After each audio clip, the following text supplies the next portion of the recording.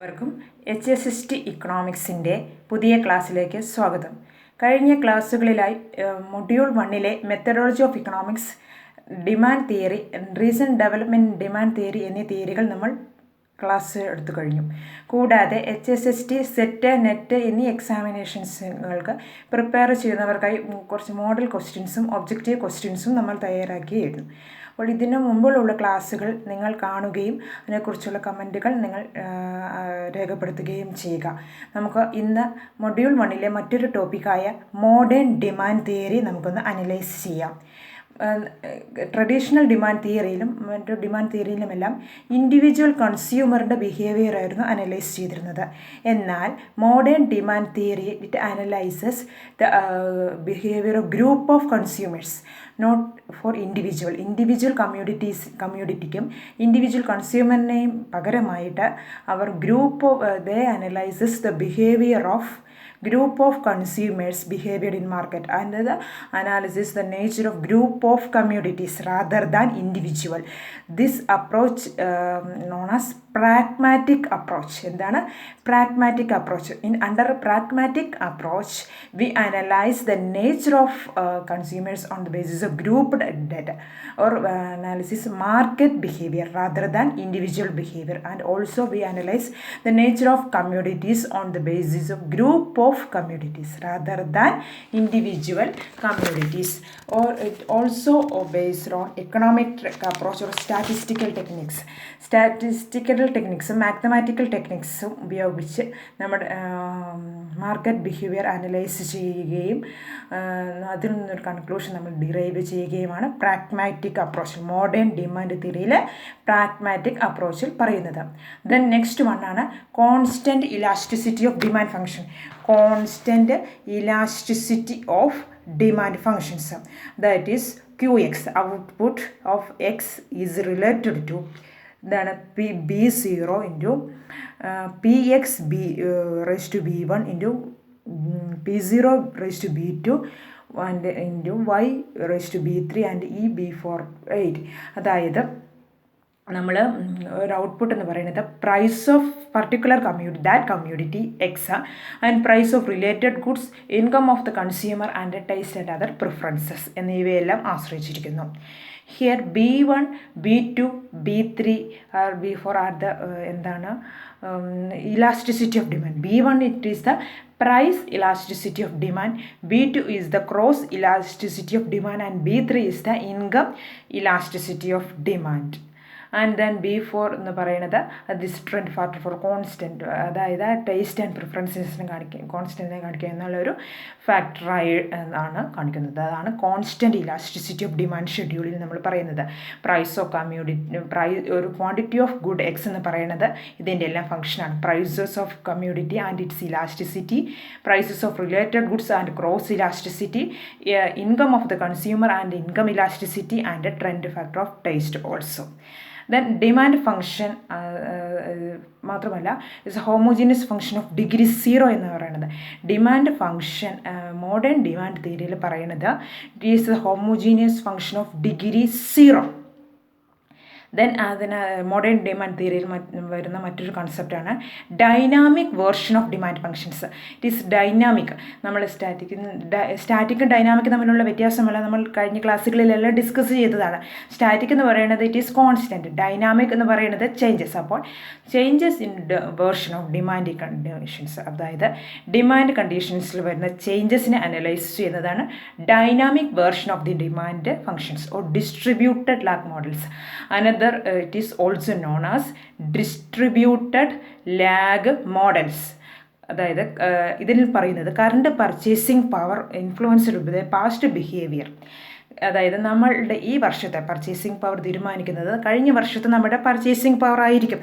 അതാണ് current purchasing power is determining past behaviour of the consumer. Then current behavior depends upon the past levels of income, or current behavior depends upon the past levels of income and past demand conditions. അതായത് നമ്മൾ durable ഗുഡ്സിൻ്റെയും non durable ഗുഡ്സിൻ്റെയും purchase എല്ലാം തീരുമാനിക്കുന്നത് നമ്മുടെ past level of പർച്ചേസും past levels of demand of പർച്ചേസും then past levels of ഇൻകവും ആയിരിക്കും.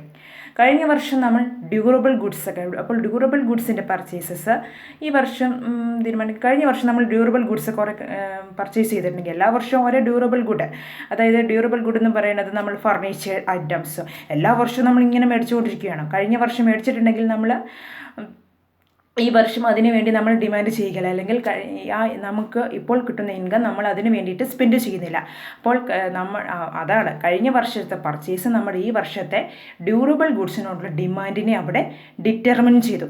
നമ്മൾ കഴിഞ്ഞ വർഷത്തെ അല്ലെങ്കിൽ പാസ്റ്റ് ലെവൽസ് ഓഫ് ഇൻകം ഉപയോഗിച്ച് നമ്മൾ ഡ്യൂറബിൾ ഗുഡ്സ്, അതായത് ഫർണിച്ചർ പോലുള്ള ഐറ്റംസൊക്കെ നമ്മൾ പർച്ചേസ് ചെയ്തിട്ടുണ്ടെങ്കിൽ നമ്മൾ ഈ വർഷവും അതേ ഐറ്റംസ് തന്നെ നമ്മൾ ഡ്യൂറബിൾ ഗുഡ് ആയതുകൊണ്ട് അത്തരം ഫർണിച്ചറുകൾ നമ്മൾ പിന്നീട് മേടിക്കില്ല. അതായത് കഴിഞ്ഞ വർഷത്തെ പർച്ചേസ് നമ്മുടെ ഈ വർഷത്തെ പർച്ചേസിങ് ബിഹേവിയർ അല്ലെങ്കിൽ നമ്മുടെ മാർക്കറ്റ് ബിഹേവിയറിനെ അവിടെ ഡിറ്റർമിൻ ചെയ്ത് കഴിഞ്ഞു, അതാണ് പറയുന്നത്.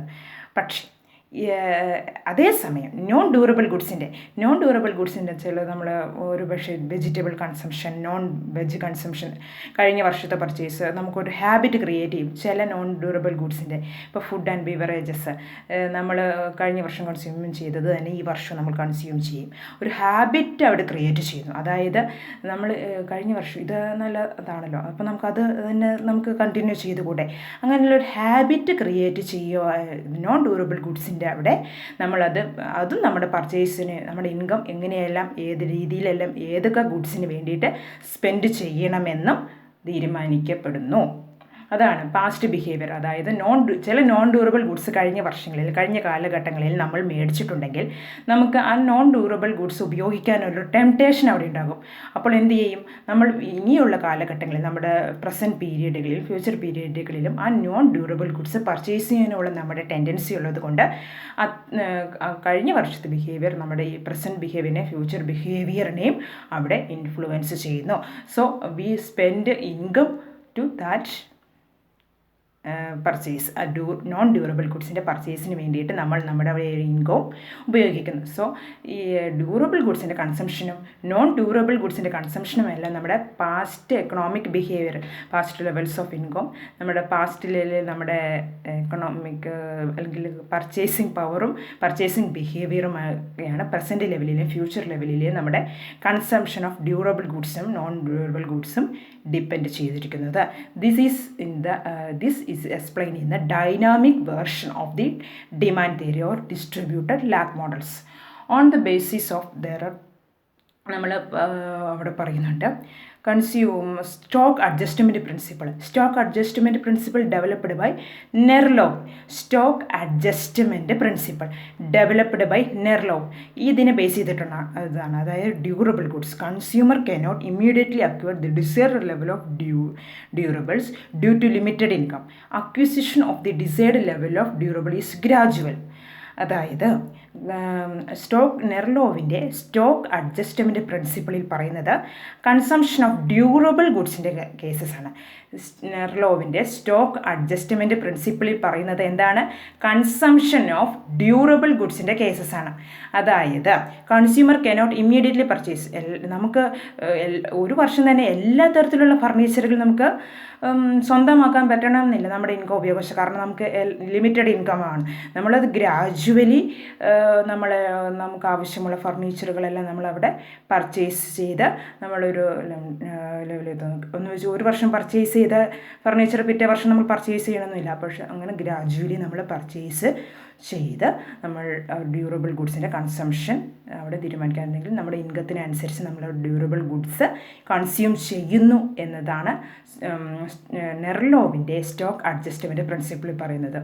Then another case is Houthakker Taylor dynamic മോഡലിൽ പറയുന്നത് നോൺ ഡ്യൂറബിൾ ഗുഡ്സിൻ്റെ കേസസാണ്. നോൺ ഡ്യൂറബിൾ ഗുഡ്സിൻ്റെ കൺസംഷൻ എന്ന് പറയുന്നത് ഒരു ഹാബിറ്റ് ക്രിയേഷൻ പ്രിൻസിപ്പിളാണ്. ഹാബിറ്റ്, അതായത് നമ്മൾ ഫുഡ് ആൻഡ് ബിവറേജസിൻ്റെ കാര്യത്തിലാണെങ്കിൽ നമ്മൾ ചില ഫുഡുകൾ അല്ലെങ്കിൽ നമ്മൾ നോൺ വെജ്, ചിലവർ വെജിനോട് അഡിക്റ്റ് ആയിരിക്കും, നോൺ വെജിന് അങ്ങനെ ചില കോള, പെപ്സി, മറ്റു പാനീയങ്ങളെല്ലാം ഉണ്ട്. അപ്പോൾ അതിനോടൊക്കെ നമുക്കൊരു ഹാബിറ്റ് ഉണ്ടാകുന്നു. അപ്പോൾ നമ്മൾ ആ ഹാബിറ്റ് കഴിഞ്ഞ വർഷം തന്നെ തുടർന്ന ഹാബിറ്റ് ഈ പ്രസൻറ്റ് ലെവലിലും തുടരാനായിട്ട് നമ്മൾ നമ്മുടെ ഇൻകം അതിന് വേണ്ടിയിട്ട് ഉപയോഗിക്കുന്നു. നമ്മുടെ ഡിമാൻഡ് കണ്ടീഷൻസിനും നമ്മുടെ ഹാബിറ്റിനനുസരിച്ചിട്ടായിരിക്കും നമ്മുടെ ഡിമാൻഡ് കണ്ടീഷനും. അപ്പോൾ ഇത്തരത്തിലുള്ള ഹാബിറ്റ് ക്രിയേഷൻ പ്രിൻസിപ്പിൾ അനുസരിച്ച് ഡിമാൻഡ് കണ്ടീഷൻ തീരുമാനിക്കുന്ന മോഡലാണ് ഹൗടേക്കർ-ടൈലർ മോഡൽ എന്ന് പറയുന്നത്. ഹൗടേക്കർ-ടൈലർ മോഡൽ. അപ്പോൾ ഡൈനാമിക് വേർഷനിൽ പറയുന്നത് ഡ്യൂറബിൾ ഗുഡ്സിൻ്റെയും നോൺ ഡ്യൂറബിൾ ഗുഡ്സിൻ്റെയും കൺസംഷൻ ഡിറ്റർമിൻ ചെയ്യുന്നത് past behaviour of the consumer or past levels of demand and past levels of the income of the consumer. Then modern demand തിയറിയിൽ വരുന്ന അനദർ കൺസെപ്റ്റാണ് linear expenditure system. Linear expenditure system. The earliest form of linear expenditure system developed by Richard Stone. The earliest form of the linear expenditure system developed by Richard Stone deal with the group of commodities. അതായത് linear expenditure deals with the group of commodities. There is no substitution among the groups. There is no substitution among the groups, but the substitution take place within the groups. There is no substitution among the groups, but there is substitution take place within the groups. അതായത് അവിടെ ഒരു group of കമ്മ്യൂണിറ്റീസിനെ നമ്മൾ തരം തിരിച്ച് വയ്ക്കുകയാണ്. അതായത് A എന്ന് പറയുന്ന ഗ്രൂപ്പിൽ ഫുഡ് ആൻഡ് ബിവറേജസ് ഐറ്റംസ് ഉൾപ്പെടുന്നു. എ എന്ന ഗ്രൂപ്പിൽ എന്ത് ഉൾപ്പെടുന്നു? Food and beverages. Then B എന്ന ഗ്രൂപ്പിലോ? ബി എന്ന ഗ്രൂപ്പിൽ ക്ലോത്തിങ്. ദെൻ സി എന്ന ഗ്രൂപ്പിൽ consumer durables. And then E എന്ന ഗ്രൂപ്പിൽ household operations, household non durable കേസസും എല്ലാം. ഇ എന്നതിലും മറ്റു സർവീസസ്. അപ്പോൾ ഇതിൽ ഒന്നും എക്ക് പകരമായിട്ട് ബിനെ സബ്സ്റ്റിറ്റ്യൂട്ട് ചെയ്യാൻ പറ്റുമോ? ബിക്ക് പകരമായിട്ട് സീനെയും സബ്സ്റ്റിറ്റ്യൂട്ട് ചെയ്യാൻ പറ്റില്ല. അപ്പോൾ പക്ഷേ വിത്തിൻ ഗ്രൂപ്പ് എ നമുക്ക് അത് സബ്സ്റ്റിറ്റ്യൂഷനും ഏതെങ്കിലും ഫുഡ് അങ്ങോട്ടും കൂടെ നമുക്ക് ചേഞ്ചസിന് സബ്സ്റ്റിറ്റ്യൂട്ട് ചെയ്ത് ഉപയോഗിക്കാവുന്നതാണ്. അപ്പോൾ ഒന്നും കൂടി പറയാം. Linear expenditure deals with the group of communities and there is no substitution among the groups, but substitution take place within the groups. അതായത് ഇവിടെ ഗ്രൂപ്പ്സ് ആയിട്ട് തിരിച്ചിരിക്കുന്നു. സപ്പോസ് എ എന്ന ഗ്രൂപ്പിൽ ഫുഡ് ആൻഡ് ബിവറേജസ്, ബി എന്ന ഗ്രൂപ്പിൽ ക്ലോത്തിങ്, സി എന്ന ഗ്രൂപ്പിൽ കൺസ്യൂമർ ഡ്യൂറബിൾസ് ആൻഡ് ഡി എന്ന ഗ്രൂപ്പിൽ കൺസ്യൂമർ നോൺ ഡ്യൂറബിൾസ് ആൻഡ് ഇയിൽ സർവീസസ് എല്ലാം ആയിരിക്കും. Income of the consumer. ഇനി അടുത്തത് കൺസ്യൂമറിൻ്റെ ഇൻകം എന്ന് പറയുന്നത് 2 പാർട്സ് ആയിട്ട് പറയുന്നുണ്ട്. Subsistence level of income, supernumerary income. Subsistence level of income, supernumerary income. എന്താണ് സബ്സിസ്റ്റൻസ് ലെവൽ ഓഫ് ഇൻകം? അതായത് കൺസ്യൂമറിൻ്റെ മിനിമം ആവശ്യങ്ങൾ മീറ്റ് ചെയ്യാനായിട്ടുള്ള ഇൻകത്തിനെയാണ് ടു മീറ്റ് മിനിമം നീഡ്സ്. അതിനെയാണ് നമ്മൾ സബ്സിസ്റ്റൻസ് ഇൻകം എന്ന് പറയുന്നത്. അപ്പോൾ അതിന് ഇൻകം നീക്കി വെച്ചിട്ട് നമ്മുടെ മിനിമം ആവശ്യങ്ങൾ നിറവേറ്റാനായിട്ടുള്ള ഇൻകത്തിന് സബ്സിസ്റ്റൻസ് ഇൻകം നീക്കി വെച്ചിട്ട് ബാക്കിയുള്ള ഇൻകത്തിനെ നമ്മൾ പറയുന്ന പേരാണ് സൂപ്പർ ന്യൂമറേറ്ററി ഇൻകം. ബാക്കിയുള്ള ഇൻകത്തിനെ നമ്മൾ പറയുന്ന പേരാണ് സൂപ്പർ ന്യൂമറേറ്ററി ഇൻകം. ഇനി നമ്മൾ അപ്പോൾ ഇതെല്ലാമാണ് മോഡേൺ ഡിമാൻഡ് തിയറിയിൽ ഡിസ്കസ് ചെയ്യുന്നത്. Modern demand theory deals with the market behaviour of the group of the consumers or group of communities and it also discusses the current purchases determined by the past levels of income and past levels of demand and narrow of stock adjustment principle, Houteker-Taylor model of non-durable or habit creation principle, and Richard Stone's linear expenditure system. Then നമ്മൾ module 1 മറ്റൊരു ടോപ്പിക്കായ theory of production ലേക്ക് നമ്മൾക്ക് കിടക്കാം. എന്താണ് theory of production എന്ന് പറയുന്നത്? It is the creation of goods and services or the transformation of input into the output എന്നെല്ലാം പറയുന്നതാണ് നമ്മൾ പ്രൊഡക്ഷൻ എന്ന് പറയുന്നത്, അല്ലേ? Production implies the transformation of the input into the output. പിന്നീട് മാത്രമല്ല, production also analyses the creation of utility or to want creation of wants. നമ്മുടെ ആവശ്യങ്ങളെല്ലാം create ചെയ്തു തരുന്നതിന് ആ ആക്ടിവിറ്റിയെ നമ്മൾ പ്രൊഡക്ഷൻ എന്ന് പറയുന്നു. ദെൻ സ്കെയിൽ ഓഫ് പ്രൊഡക്ഷൻ എന്ന് പറഞ്ഞു കഴിഞ്ഞാൽ എന്താണ്? To take economic advantage of to enlarging productions. നമ്മുടെ എക്കോണമിയിലുള്ള അഡ്വാൻറ്റേജസ് എല്ലാം എടുത്ത് നമ്മുടെ പ്രൊഡക്ഷൻ എൻലാർജ് ചെയ്യുന്നതിനാണ് സ്കെയിൽ ഓഫ് പ്രൊഡക്ഷൻ എന്ന് പറയുന്നത്. Economies of large scale production വരുന്ന കാറ്റഗറീസുകളാണ് ബെറ്റർ യൂട്ടിലൈസേഷൻ ഓഫ്, നമുക്ക് ലാർജ് സ്കെയിൽ പ്രൊഡക്ഷനിൽ വരുന്ന advantages of large scale economic production എന്ന് വരുന്നത്. അപ്പോൾ നമുക്കിത് ഓപ്ഷനിൽ ചോദിക്കാം, which is not related to economies of large scale production എന്നെല്ലാം നമുക്ക് ചോദിക്കാം. അപ്പോൾ അതിൽ വരുന്ന പോയിൻറ്റ്സുകളെല്ലാം നിങ്ങൾ ശ്രദ്ധിക്കുക.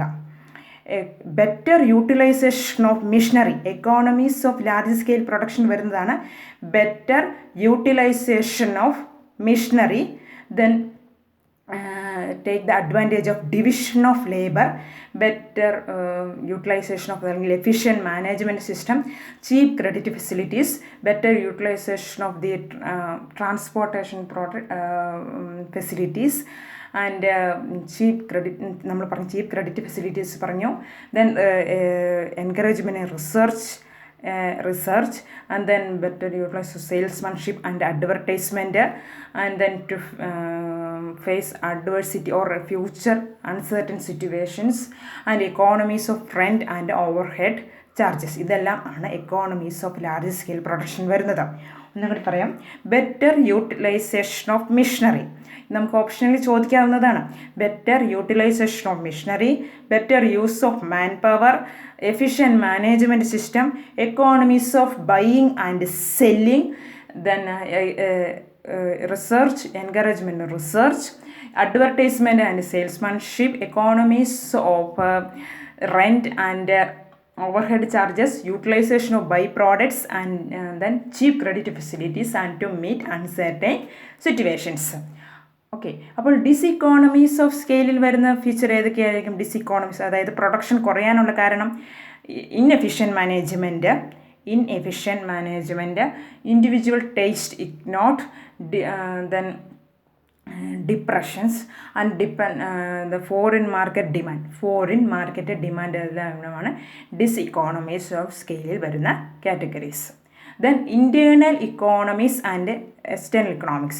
Internal economies related to the firms only rather than industry. While external economies related to the what? External economies related to what? It is related to industry. അപ്പോൾ നമ്മളിവിടെ പ്രൊഡക്ഷനെ കുറിച്ചുള്ള ജസ്റ്റ് അനാലിസിസ് മാത്രമാണ്. അടുത്ത ക്ലാസ്സിൽ നമുക്ക് പ്രൊഡക്ഷൻ്റെ 2 പാർട്സായ ലോ ഓഫ് റിട്ടേൺസ് ടു ഫാക്ടറും ലോസ് ഓഫ് റിട്ടേൺസ് ടു സ്കെയിലും നെക്സ്റ്റ് ക്ലാസ്സിൽ നമുക്ക് ഡിസ്കസ് ചെയ്യാം. ഇവിടെ നമ്മൾ പ്രൊഡക്ഷനിൽ ജസ്റ്റ് പ്രൊഡക്ഷൻ എന്താണ്, സ്കെയിൽ ഓഫ് പ്രൊഡക്ഷനിൽ വരുന്നത് economies of large scale production advantages, disadvantages and internal economies എന്താണ്, എക്സ്റ്റേണൽ ഇക്കോണമീസ് എന്താണെന്നാണ് ഈ ക്ലാസ്സിൽ നമ്മൾ ഡിസ്കസ് ചെയ്തിരുന്നത്. നെക്സ്റ്റ് ക്ലാസ്സിൽ നമ്മൾ ലോസ് ഓഫ് പ്രൊഡക്ഷൻ്റെ കൂടുതൽ ആസ്പെക്റ്റുകളിലേക്ക് അല്ലെങ്കിൽ കൂടുതൽ തിയറീസിലേക്ക് നമുക്ക് ഡിസ്കസ് ചെയ്യാവുന്നതാണ്. എല്ലാവരും ക്ലാസ് കാണുക, സബ്സ്ക്രൈബ് ചെയ്യുക. നമ്മൾ ഈ മോഡൽ ക്വസ്റ്റ്യൻസുകളും ഇതോടൊപ്പം ഡിസ്കസ് ചെയ്ത് പോകുന്നതായിരിക്കും. എല്ലാ മോഡൽ ക്വസ്റ്റ്യൻസുകളും പ്രീവിയസ് ഇയർ നെറ്റ്, സെറ്റ് തുടങ്ങിയ എക്സാമിനേഷൻസിന് വരുന്ന ക്വസ്റ്റ്യൻസിനെ ബേസ് ചെയ്തിട്ടുള്ള മോഡൽ ക്വസ്റ്റ്യൻസാണ് പ്രിപ്പയർ ചെയ്തിരിക്കുന്നത്. തീർച്ചയായിട്ടും നിങ്ങളത് അനലൈസ് ചെയ്ത് പഠിക്കുക. നമുക്ക് വിജയിച്ച് നല്ലൊരു മാർക്ക് നേടാനായിട്ട് ദൈവത്തോട് പ്രാർത്ഥിക്കുകയും ചെയ്യാം. Thank you.